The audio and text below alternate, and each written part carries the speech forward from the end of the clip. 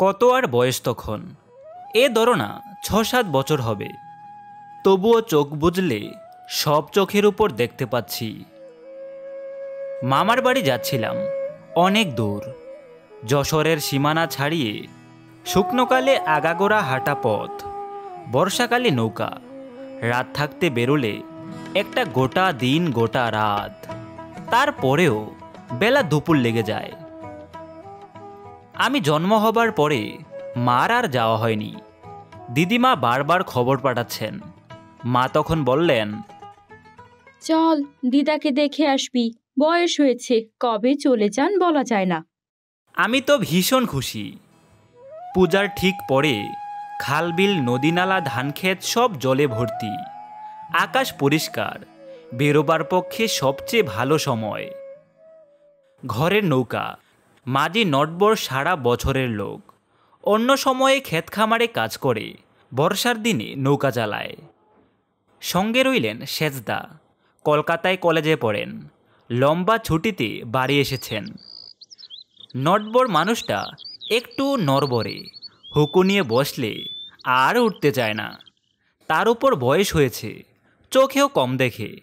বরদা তাকে বারবার হুঁশিয়ার করে দিলেন, হাত চালিয়ে যেও, নিজাম কাদের বিলটা যাতে সন্ধ্যের আগেই পার হয়ে যেতে পারো। নটবর ভরসা দিল, আপনি ভাববেন না কর্তা, সন্দেহ হবে কেন, দুপুর নাগাদ বিল পাড়ি দিয়ে ফেলব। নিজাম কাদের বিলের কথা আমি মার মুখে আগেই শুনেছি। ওখানে নাকি কী সব ভয় আছে। রাতের বেলায় পার হতে গেলে মাঝিদের দিক ভুল হয়ে যায়, সারা রাত ঘুরে বেড়ায়। অনেক সময়ে ওপারে আর পৌঁছাতে পারে না। শোনা যায় এমনই করে কত লোক মারা গেছে। কি যে হয় তাদের কেউ বলতে পারে না। তবে সাহস করে কোনো নৌকাই সন্ধ্যার পর বিলের পথ ধরে না। নটবরের আরেকটা গুণ আছে, বেশ খেতে পারে এবং একটু ভালো মন্দ খাবারের দিকে ভীষণ লোভ। একটা বড় খালের ভেতর দিয়ে নৌকা চলছিল। হঠাৎ দেখল খানিকটা পরপর দুটো বিশাল লম্বা বাঁশ যেন পা ফাঁক করে পড়ে আছে জলের মধ্যে। তলায় জাল বাঁধা, বাঁশ দুটোর একদিকে একটার সঙ্গে আরেকটা গাঁথা। সেইখানে একজন জেলে জল থেকে টেনে তুলছে জাল। জলের উপর ছটফট করছে মাছ, রায়েক, সরপুঁটি, পাবদা, শোল, পোনার বাচ্চা, আরও কত কি। দেখে দেখে নটবরের জিভে জল এসে গেল। রান্নার সরঞ্জাম সঙ্গী আছে। দুপুরের দিকে কোথাও নৌকা বেঁধে তলা উনুনে দুটো খিচুড়ি ফুটিয়ে নেবেন, এই ছিল মার প্ল্যান। নটবর বলল, কী রকম বড় বড় রায়েক দেখেছেন? মা বুঝলেন তার মনের কথা, হেসে বললেন, মাছ কুটবার বটি যে আনিনি।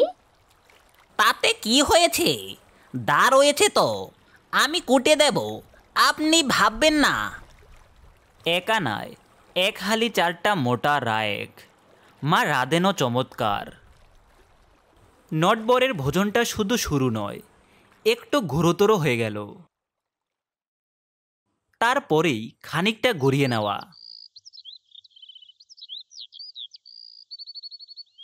অনেক ডাকাডাকির পর যখন উঠল, তখন বেলা আর বেশি নেই। নিজাম কাদের বিলে পড়বার আগেই সন্ধ্যা পেরিয়ে বেশ কিছুটা রাত হয়ে গেল।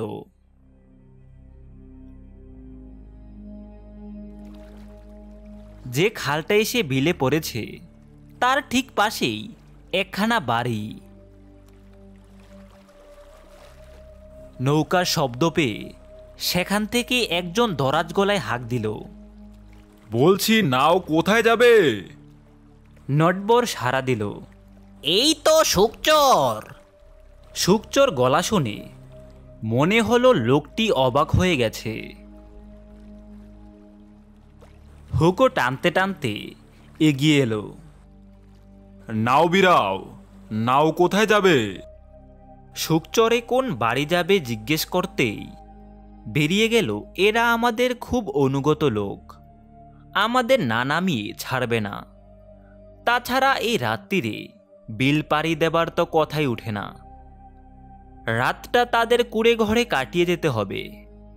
ওরা আমাদেরকে তো রেঁধে আর খাওয়াতে পারবে না, মাকে 4টি ডাল ভাত ফুটিয়ে নিতে হবে, ওরা সব ব্যবস্থা করে দেবে।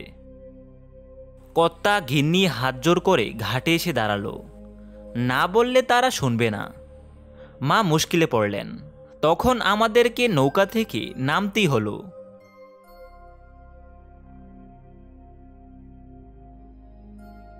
বাড়ির সামনে আসতেই দেখি একটা কুঁড়ে ঘর।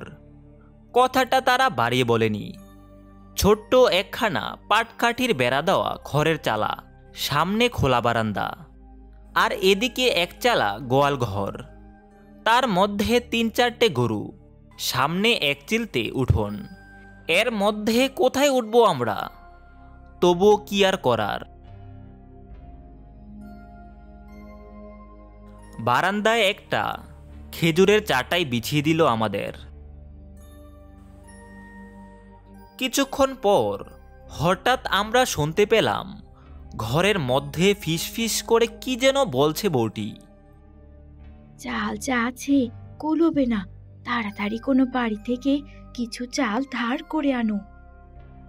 লোকটি যখন একটি ছোট ধামা নিয়ে বেরিয়ে এলো, মা বললেন, শোনো, অবেলায় খেয়ে আমাদের কারো খিদে নেই, তাছাড়া এত রাত্রিরে রান্না করা অনেক হাঙ্গামা। আমাদের সঙ্গে চিড়ে মুড়ি খইটই আছে, তাতেই হয়ে যাবে। অনেক বলা কোয়ার পর তাতেই রাজি হলো হারান মণ্ডল। কিন্তু শুধু চিড়ে ঘুড়ি খাওয়া যায় নাকি? গোয়ালে দুধেলা গাই ছিল। মণ্ডলের বউ তখন ওই ধুইয়ে আনলো খানিকটা। উঠোনের কোণে উনুনে মাকে সেটা ফুটিয়ে নিতে হলো। কোনো বাড়ি থেকে এক ছড়া কলাও জোগাড় করে আনলো হারান। ফলারটা আমাদের বেশ ভালোই জমল। কিন্তু তারপর সেজদা বললেন, না না না, এখানে থাকা অসম্ভব। ভীষণ মশা আর পচা গন্ধ। বর্ষার জল নেমে গেছে, চারিদিকের দাম জঙ্গল পচতে শুরু করেছে। ঘন্টা খানিকই টেকা যাচ্ছে না, তার উপর সারা রাত। তাছাড়া শোয়া যাবে কোথায়? ওদের ঘরদরের তো ওই অবস্থা। 3টি ছেলে পিলে নিয়ে ওদেরই কুলোয় না। কিন্তু ওদিকে যে আবার নিজাম কাদের বিল। সেজদা কলকাতার কলেজে পড়া ছেলে, ওসব একেবারে হেসে উড়িয়ে দিলেন। বললেন, বলছি বয়টা কিসের? এমন চমৎকার চাঁদনি রাত, মেঘ নেই, বৃষ্টি নেই, ঠান্ডা বিল। রাত পোয়াবার আগেই দেখবে আমরা পৌঁছে যাব। হারান আর তার বউ বলতে লাগলো, কাজটা ঠিক হবে না। কদিন আগেই নাকি একখানা বিদেশি নৌকা না জেনে ঢুকে পড়েছিল বিলের মধ্যে। অনেক রাত্রে তাদের চিৎকার শুনতে পেয়েছে ওরা। পথ হারিয়ে জানতে চাইছিল কোন দিকে যাবে। সেজদা বললেন, চেনে না বলেই জানতে চাইছিল, আমরা ঠিক চেনে যাব। মার খুব ইচ্ছা ছিল, কিন্তু ছেলের জিদ দেখে চুপ করে গেলেন। নটবর সেজকর্তাকে জমের মতো ভয় করে। মনে মনে যতই আপত্তি থাক, বাইরে মুখ খুলল না। আমার বুকের ভেতরটা দুরু দুরু করতে লাগলো। ওদিকে আবার কৌতূহল কম নয়, দেখা যাক কিসের ভয়। সেই বাড়ি থেকে বিদায় নিয়ে নৌকায় গিয়ে উঠলাম আমরা। ছাউনির ভেতরে মা আর আমি শুয়ে পড়লাম। বাইরে সেজদাও একটু গড়িয়ে নেবার ব্যবস্থা করলেন। গভীর বিল, লগি চলবে না, তাই নটবর লগি রেখে বৈঠা নিলেন।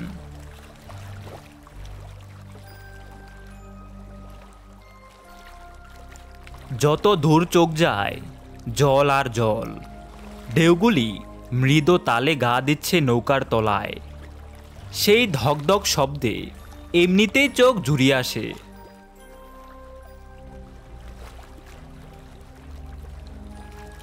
কত রাত জানি না, হঠাৎ ঘুম ভেঙে গেল সেজদার হাক ডাকে। এ কি, ঘুমিয়ে নৌকা চালাচ্ছ যে? নটবর মিনমিন করে বলল, আগে না কর্তা, একটু জিমুনি এসেছিল। ঝিমুনি এসেছিল? ঠিক আছে, চোখে জল দিয়ে নাও। নটবর চোখে জল দিয়ে জোরে জোরে বৈঠা চালাতে লাগলো। সেজদা একবার এদিক ওদিকে ভালো করে দেখে নিয়ে চেঁচিয়ে উঠলেন, এ কি করছো? নটবর যেন আকাশ থেকে পড়ল।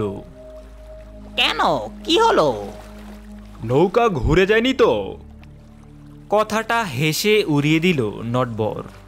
কি যে বলেন কর্তা, ঘুরে আবার গেল কখন? আমি তো সোজা সামনের দিকেই চলছি। তা তো চলছে বুঝলাম, কিন্তু আমরা যখন বেরোই চাঁদটা ছিল বাঁদিকে। এতক্ষণে ডান দিকে চলে যাবার কথা, বাঁদিকে রইল কি করে? তা আমি কেমন করে বলবো চাঁদ কোথায় যাবে না যাবে? আমি কি জানি। একটু পরেই ফর্সা হয়ে গেল। ভোরের আলো ফুটে উঠল পূর্ব দিকটায়। সেজদা ছাউনি ধরে দাঁড়িয়ে বলে উঠলেন, যা বলেছি তাই, ওই তো সেই বাড়িটা। কোন বাড়ি? ওই যে কি মণ্ডল, যেখানে আমরা উঠেছিলাম সন্ধ্যার পর।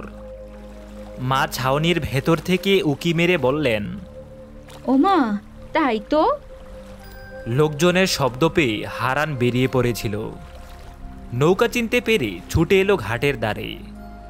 সেজদার দিকে চেয়ে বলল, খুব বেঁচে গেছেন কর্তা, তেনারা কোনো ক্ষতি করতে পারেনি। তা না হলে। বাকিটা মনে করেই তার গায়ে কাটা দিয়ে উঠল। চোখ বুজে দু হাত কপালে ঠেকালো।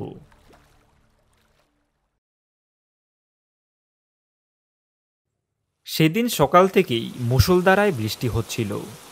পথঘাট জলে ডুবে গিয়েছিল একেবারে। যানবাহন চলাচল বিপর্যস্ত হয়ে পড়েছিল। অফিস কামাই করে ঘরে বসেছিলাম। হঠাৎ সন্ধেবেলা অবনী এসে হাজির। ওর চুল উস্কো খুস্কো, চোখ দুটো কেমন লাল। তখন বললাম, কি ব্যাপার রে? অবনী একটি কথাও না বলে আমার ঘরে ঢুকে একটি চেয়ারে ঘা এলিয়ে চুপচাপ বসে রইল। অবনী আমার বন্ধু, ও একজন প্রেস ফটোগ্রাফার। বিভিন্ন কাগজে ওর তোলা ফটো ছাপা হয়। খুব স্মার্ট ও সুদর্শন যুবক। ত্রিবেণীতে ওদের নিজেদের বাড়ি, সেখানেই থাকে এবং ডেলি প্যাসেঞ্জারি করে। অবনীর এরকম চেহারা দেখে বললাম, তোর কি হয়েছে অবনী? এ কি চেহারা তোর? অবনী তার করুণ চোখ দুটি তুলে আমার দিকে তাকিয়ে বলল, আমি বোধ হয় বেশি দিন বাঁচব না রে। কেন, হঠাৎ এরকম মনে হচ্ছে কেন? অবনী তখন বলল, তুই ভূত বিশ্বাস করিস?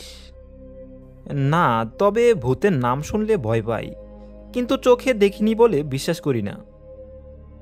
বাড়িতে আমি একদম টিকতে পারছি না। আজ কিছুদিন হলো আমার ঘরে অদ্ভুত সব কাণ্ড হয়ে যাচ্ছে। আমার এত ভয় করছে যে মনে হচ্ছে আমি আত্মহত্যা করি। ওর কথায় শিউরে উঠলাম। আমি বললাম, ছি অবনী, ও কথা মুখেই আনতে নেই। কাপুরুষের মতো আত্মহত্যা করতে যাবি কেন? অবনী হঠাৎ বলল, আচ্ছা, আমি পাগল হয়ে জানি তো? আমি তখন বললাম, মনে হচ্ছে তাই হয়েছিস। যাক, তোর ভাই কি করছে?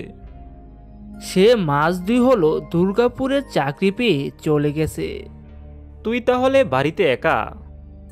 হ্যাঁ, কিন্তু বিশ্বাস কর, আজ কিছুদিন হলো ওই বাড়িতে আমি কিছুতেই থাকতে পারছি না। আমার বড় ভয় করছে। ওখানে আমি প্রতি রাতে আরেকজনের অস্তিত্ব অনুভব করছি। কে সে? তা জানি না, তবে সে যে অশরীরী তা আমি বুঝতে পারি। আমি নিজেই তখন চা বসালাম। তারপর দু বন্ধুতে চা খেয়ে একটু আয়েশ করে গুছিয়ে বসলাম। অবনী তখন বলল, আমি ভাবছি কিছুদিন তোর এখানে থাকবো। তোর কোনো অসুবিধা হবে না তো? না না, অসুবিধা হবে কেন? তবে আমার মনে হয় তোর আমার কাছে থাকার চেয়ে আমরাই বরং তোর ওখানে থাকা ভালো। খবরদার, ওখানে কোনো মানুষ থাকতে পারে না। তুইও পারবি না। আমার মতো তুইও তাহলে পাগল হয়ে যাবি। আমি ভাবছি ও বাড়িটা বিক্রি করে অন্য কোথাও চলে যাব। তোর ভাই আপত্তি করবে না? বোধ হয় না। ওকে সব কথা জানিয়ে চিঠি দিয়েছি। সামনের মাসে ও সোজা এখানে চলে আসবে। তারপর এখানে বসে আলোচনার পর যা হয় একটা কিছু ঠিক করে নেব। ও বাড়িতে তোরা কতদিন আছিস? এটা তো আমাদের পৈতৃক বাড়ি। আমার এবং আমার ভাইয়ের জন্ম ও বাড়িতে। ও আচ্ছা, এর আগে আর কখনো এরকম অস্তিত্ব অনুভব করেছিস? না, কখনো না। এমনকি দিন 15 আগেও না। আমি কিছুক্ষণ ঘুম হয়ে বসে রইলাম। তারপর বললাম, ঠিক কি কি হয় বলতো? অবনী তারপর বলল, তুই যখন নিজে যেতে চাইছিস তখন আমার মনে হয় আমার কথা না শুনে সব কিছু তোর নিজের চোখে দেখা বা অনুভব করা ভালো। কেননা আমার সব কথা তুই বিশ্বাস করবি কি না তা তো আমি জানি না। তবে তুই গেলে আমি খুব খুশি হব। কেননা আমি দেখতে চাই আমার ঘরে আরেকজনের উপস্থিত সত্ত্বেও এসব ঘটে কিনা। যদি যাস তো এখনই চল, লাস্ট ট্রেন পেয়ে যাব তাহলে। আমি বললাম, না, আজ এই দুর্যোগের রাতে নয়, কাল সকালে বরং যাব। তারপর 2-1 দিন থেকে আবার তোকে সঙ্গে নিয়ে ফিরে আসব। যতদিন তোর ভাই না আসে ততদিন তুই আমার কাছেই থাকবি। এই অবস্থায় তোকে একা থাকতে দেওয়া ঠিক হবে না। অবনী আবার বলল, তাহলে খুব ভালো হয় রে। আমার এখন মাথা ঠিক নেই। আমার ভালো মন্দ বার এখন তোর হাতে ছেড়ে দিলাম। তবে এও জেনে রাখিস, আমি আর কোনো দিনই একা থাকতে পারবো না। সব সময়ের জন্য আমার একজন সঙ্গী অবশ্যই চাই। এরপর আমরা দুজনে অনেক রাত পর্যন্ত গল্প করে কাটালাম। আলু ভাজা আর গরম লুচি খেয়ে পাশাপাশি শুয়ে পড়লাম দুজনে। শোয়ার পরই ঘুম যখন ভাঙল তখন বেশ সকাল হয়ে গেছে। ঘুম থেকে উঠে অবনী বলল, আহ, কতদিন যে এমন আরামে ঘুমাইনি। আমার তো একদম ইচ্ছে করছে না ওই অভিশপ্ত বাড়িতে ফিরে যেতে। তোর ওখানে যাওয়ার গাড়ি কখন? সেই বেলা 1টায়। সে কি, সারাদিনে আর গাড়ি নেই? না, একটা ছিল সকালে, সেটা এতক্ষণে ছেড়ে গেছে। তা যাক, বেলা 1টার গাড়ি সই। দুপুরে খেয়ে দে দুজনে হাওড়া স্টেশনে এলাম। তারপরে বারহারোয়া প্যাসেঞ্জারে চেপে 3টের মধ্যেই ত্রিবেণী। সেখান থেকে রিকশায় চেপে ওদের বাড়িতে রওনা হলাম।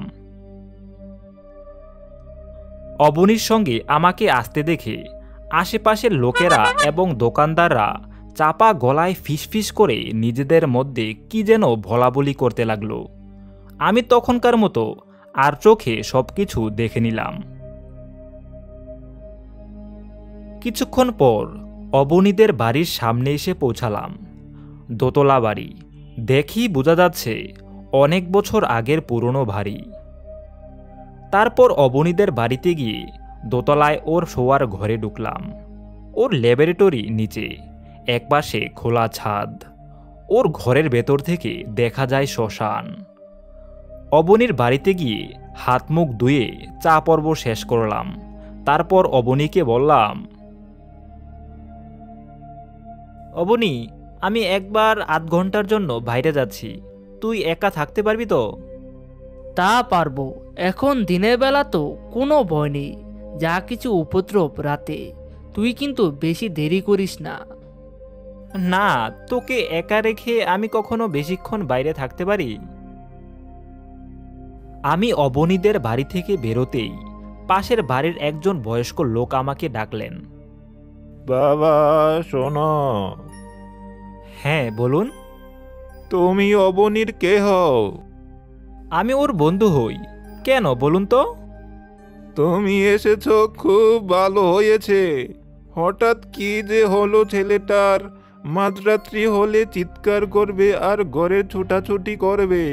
আমার মনে হচ্ছে কেউ কিছু খাইয়ে দিয়ে মাথাটা খারাপ করে দিয়েছে ওর। তুমি বাবা ওর ভাইকে একটা খবর দাও, আর পারো তো কোনো মানসিক রোগের ডাক্তার দেখাও। আমি সেজন্যই এসেছি। বেশ করেছো বাবা, বেশ করেছো। লোকটির কাছ থেকে বিদায় নিয়ে আমি সেই দোকানের কাছে এলাম, যেখানে একটু আগেই ওকে দেখে সকলে ফিস ফিস করে কী সব বলাবলি করছিল। আমি তাদের কাছে গিয়ে বললাম, আচ্ছা, আপনারা তো অবনীকে চেনেন, আমার বন্ধু হয়। একটু আগে আপনারা ওকে দেখে কী সব যেন ফিস ফিস করে বলছিলেন, সেই জন্যই আমি আপনাদের কাছে এসেছি। কি ব্যাপার বলুন তো? আপনারা কি ওর মধ্যে কোনো ভাবান্তর লক্ষ্য করেছেন? আমি কিন্তু ওকে সম্পূর্ণ অপ্রকৃতিস্থ মনে করছি। তখন দোকানের লোকেরা বলল, হ্যাঁ, আমরা ওকে হঠাৎ এরকম হয়ে যেতে দেখেছি। এবং সবচেয়ে আশ্চর্যের ব্যাপার কি জানেন? ও প্রায় রাতে চিৎকার করে অজ্ঞান হয়ে যায়। এমন সময় ওদের ভেতর থেকে একজন যুবক বলল, দাদা, আমি এক রাতের এক ঘটনার কথা বলবো, শুনলে আপনি অবাক হয়ে যাবেন, ভাববেন মিথ্যা কথা বলছি। আমার কথা এরা কেউ বিশ্বাস করে না, হাসে, মনে করে আমি বোধহয় বানিয়ে বলছি। বেশ তো, কি ব্যাপার শুনি না। শুনুন তবে। সেদিন রাতে অবনীতা যখন চিৎকার করে অজ্ঞান হয়ে যায়, তখন আমি আর ওর বাড়ির পাশের বিষ্টুদা ছুটে যাই। কিন্তু গিয়ে যা দেখলাম তাতে গায়ে কাটা দিয়ে উঠল। কি রকম? অবনীদা নিচের দরজা খিল দিয়ে উপরের ঘরের দরজা বন্ধ করে শোয়। সেদিন অবনীতার চিৎকার শুনে আমি আর বিষ্টুদা ছুটে গিয়ে নিচের দরজায় ধাক্কাধাক্কি করতে থাকি। বেশ কিছুক্ষণ ধাক্কা দেওয়ার পর দেখলাম দরজার খিলটা কে যেন খুলে দিল। আমরা তরতর করে সিঁড়ি বেয়ে উপরে উঠে গিয়ে ওপরের দরজায় ধাক্কা দিলাম। অবনীতার সাড়া নেই। তারপর হঠাৎ যেন জাদু মন্ত্র বলে ওপরের ঘরের দরজাটাও খুলে গেল। আমরা ভেতরে ঢুকে দেখলাম অবনীতা অজ্ঞান হয়ে পড়ে আছে। এখন আমার প্রশ্ন হচ্ছে, এই যে বাড়িতে অবনীতা একা থাকে, সে বাড়ির বন্ধ খিল আমাদের ধাক্কাধাক্কির পর খুলে দিল কে? আমি অবাক হয়ে বললাম, তাই তো চিন্তার বিষয়। যুবকটি বলল, অথচ আমার বা বিষ্ণুদার এই কথা এখানকার কেউ বিশ্বাস করতে যায় না। দেখুন, আপনার কথা কেউ বিশ্বাস করুক বা না করুক, আমি করছি। তাই বলছি, আজ রাত্রে আপনাদের ভেতর থেকে একজনও যদি কেউ আমাদের কাছে থাকেন তাহলে খুব ভালো হয়। আজ রাত্রে আমি নিজের চোখে দেখতে চাই এখানে কি হয় না হয়। কিন্তু না, আমার কথায় রাজি হলো না কেউ। সবাই বলল, না দাদা, ও বাড়িতে রাত্রিবাস কিছুতেই করছি না। বলা যায় না, যদি সত্যি ভৌতিক ব্যাপার কিছু হয় তাহলে কার কোপ কার গাড়ি চাপে। তবে হ্যাঁ, যদি সেরকম ভয়াবহ কিছু দেখেন তাহলে চেঁচিয়ে ডাকবেন আমাদের। আমরা একজন নয়, সবাই ছুটে যাব। আর পারেন তো দরজার খিলটা খোলা রাখবেন। আমি আচ্ছা বলে চলে এলাম। আমি যখন ফিরে এলাম তখন দেখলাম অবনী ছাদে বসে আছে। আমি এসে বললাম, কিরে, একা থাকতে ভয় করেনি তোর? অবনী ঘাড় নেড়ে বলল, না, তবে মনে খুব একটা সাহসও পাচ্ছিলাম না, তাই বন্ধ করে না থেকে খোলা ছাদে এসে বসে আছি। ভালো করেছিস, এখন চল ঘরে যাই। রাত হতেই শুরু হলো প্রবল বর্ষণ। সে কি প্রচণ্ড বৃষ্টি! গতকালের রেকর্ড বৃষ্টিকেও যেন হার মানায়। এর মধ্যেই আমি জিজ্ঞেস করলাম, অন্যদিন কি এমন সময় উৎপাত আরম্ভ হয়? কোনো ঠিক নেই, কখনো সন্ধ্যের পর থেকে হয়, কখনো মাঝরাতে। অবশ্য তুই থাকার জন্য যদি না হয় তাহলে আলাদা কথা। আমি নিজের মনেই নানা রকম কল্পনা করতে লাগলাম এখানে কি ঘটে না ঘটে নিয়ে। অবনী এখন পর্যন্ত আমাকে কিছুই বলেনি। রাত তখন 10টা। এ পর্যন্ত সময়টা বেশ নিরুপদ্রবী কাটল। আমি আর অবনী একই তক্তাপোষে একই বিছানায় দুজনে পাশাপাশি শুলাম। শুয়ে গল্প করছি। এমন সময় হঠাৎ লোডশেডিং হয়ে গেল, আর সঙ্গে সঙ্গে অবনী আমার কাঁধ ঘেঁষে সরে এসে বলল, এবার এবার সে আসবে, নিশ্চয়ই আসবে।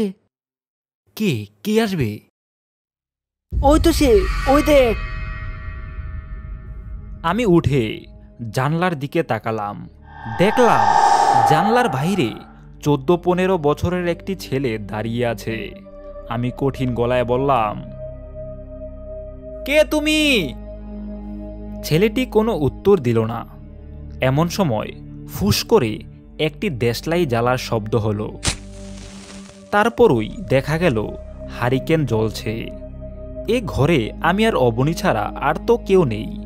তাহলে কে জ্বালালো এই হারিকেন? কে কে সেই অশরীরী?